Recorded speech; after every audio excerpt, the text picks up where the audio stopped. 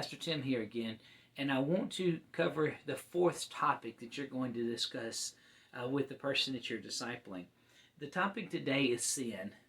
And the reality is, just like you and I know, the new Christian that you're dealing with is going to figure out rather quickly that though they are saved, though Jesus has forgiven their sins, sin did not disappear from their life magically and it's gone. Instead, they're probably going to become more aware of their sin as a Christian than they've ever been before.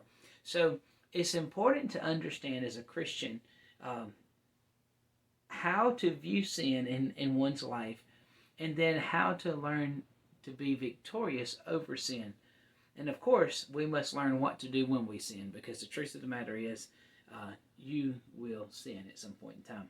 So, sin in the Christian. First, you want to convey the message that Christians do sin. Now, Christians don't want to sin, but Christians do sin.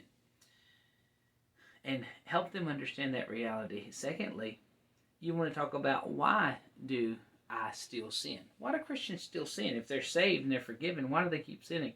Romans 8:1 is the passage you can go to there. And you can talk about how we still live in flesh, even though we've been born again. We still live in flesh, and this flesh is corrupt, it's depraved, and it desires, it longs for sinful things. Now we have the Spirit in us, and the Spirit in us is able to help us overcome sin, but we have to walk in the Spirit so we don't fulfill the lust of the flesh. Because if you don't walk in the Spirit, you will fulfill the lust of the flesh. So why do I sin? It's because I'm still in the flesh. What should I do if I sin? The passage that we send you to there is 1 John 1:9. What do you do if you sin? Well, if we confess our sins, He is faithful and just to forgive us our sins and to cleanse us from all unrighteousness. So when I sin as a Christian, I want to go to Christ immediately. I want to confess that sin, which means I say the same thing as, or I agree with Christ about this sin and its wickedness.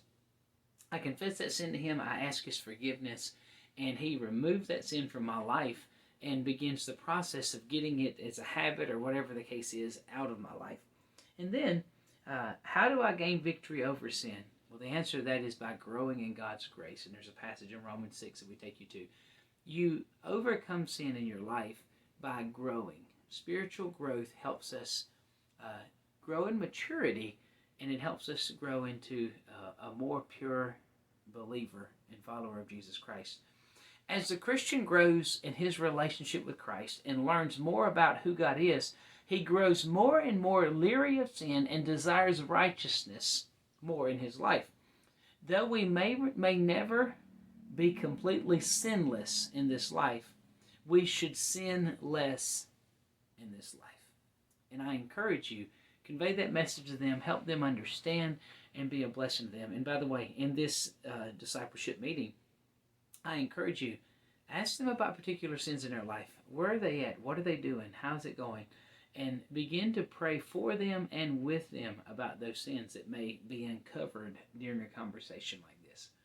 Thank you for taking time to do this. Thank you for being willing to pour your life into another Christian in obedience to Christ. And I pray now that God will use what you do to impact their lives for eternity. God bless you. I will see you again soon.